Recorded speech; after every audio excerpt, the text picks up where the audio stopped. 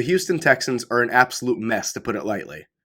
Between the mess that Bill O'Brien left and the whole Deshaun Watson scandal, the future of the Texans really depends on this upcoming draft.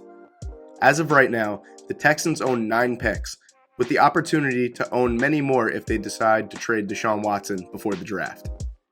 The future of the Texans organization potentially lies on this draft, so I decided to give it a shot. Without further ado, here's my full 7-round 2022 Houston Texans mock draft. With the Texans' first pick at number 2 overall, I have them taking Matt Corral, quarterback from Ole Miss. Let me start off by saying that I don't think this year's quarterback class is very inspiring. Matt Corral has been the consensus number 1 quarterback on the board for some time now. What Corral lacks in prototypical NFL size, he makes up for in athleticism and playmaking ability outside the pocket. Corral won't necessarily wow you with his deep ball arm strength, but he's got plenty of juice to get the ball where it needs to go, and accurately as well. This pick is made with the idea that Deshaun Watson won't be in Houston next year, and the Corral pick serves as a much-needed reset button for the Texans.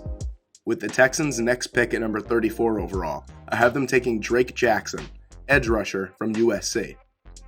Not too long ago, the Texans boasted J.J. Watt, Whitney Mercilus, and Jadeveon Clowney. The Texans have been middling in the sack department this year, ranking 19th in the league at the time of recording. The Texans lack a real athletic edge rusher that can get to the quarterback at a consistent rate. Drake Jackson is as athletic as they come off the edge.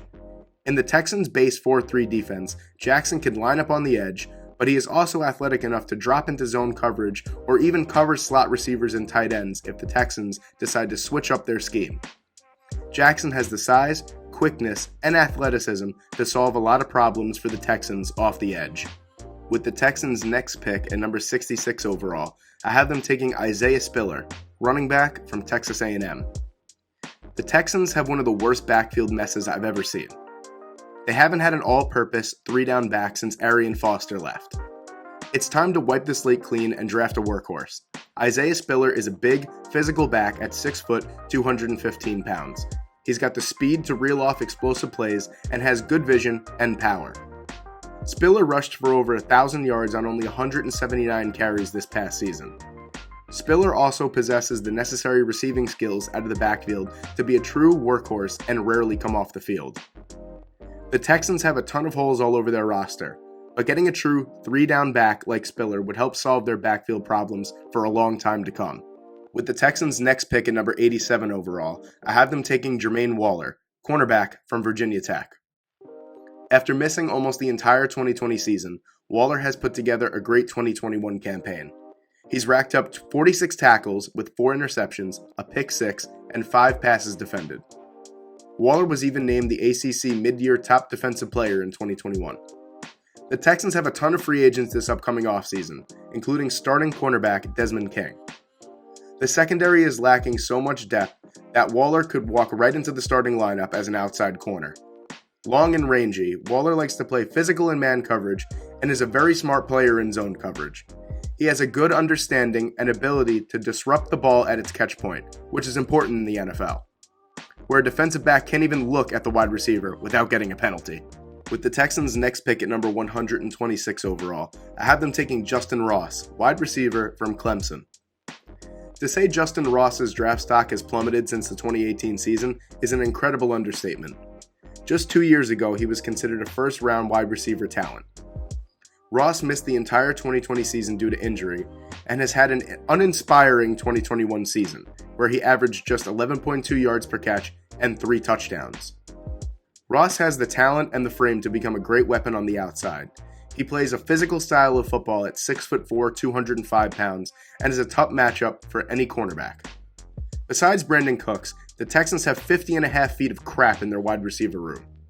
Adding Ross at this point in the draft on potential alone is worth it, and I always like to pair a rookie quarterback with a rookie wide receiver. With the Texans' next pick at number 144 overall, I had them taking Tyrese Robinson, guard from Oklahoma.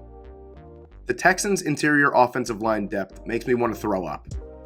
Tyrese Robinson is one of those guys that just gets better as the game goes along. He's got a low center of gravity and is impressively strong. His frame is nice and round at 6'3", 334 pounds. His length and strength breaks down and tires the opponent as the game goes on. Robinson is one of those middle-of-the-draft linemen that you could plug into your line from day one. The Texans desperately need some help on the interior.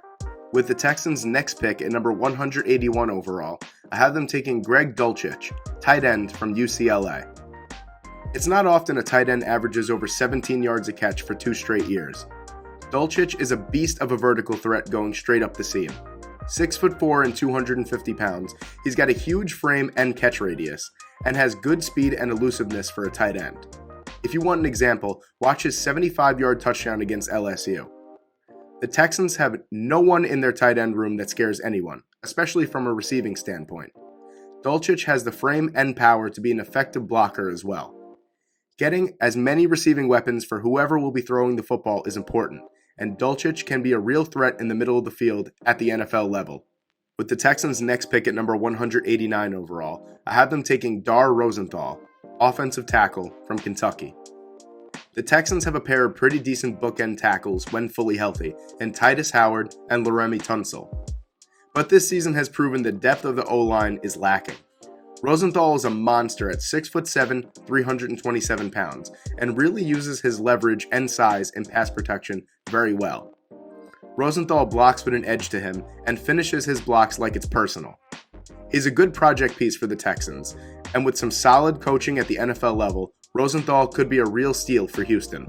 And finally, with the Texans' last pick at number 246 overall, I have them taking Jeremiah Gemmel, linebacker from North Carolina. An aggressive tackler that pops up everywhere on the field when you watch him, Gemmel plays with such a high motor and competitiveness, it shines through on his tape. Despite being lean for a linebacker at 6'1", 225 pounds, that doesn't stop him from ending the play at the point of contact.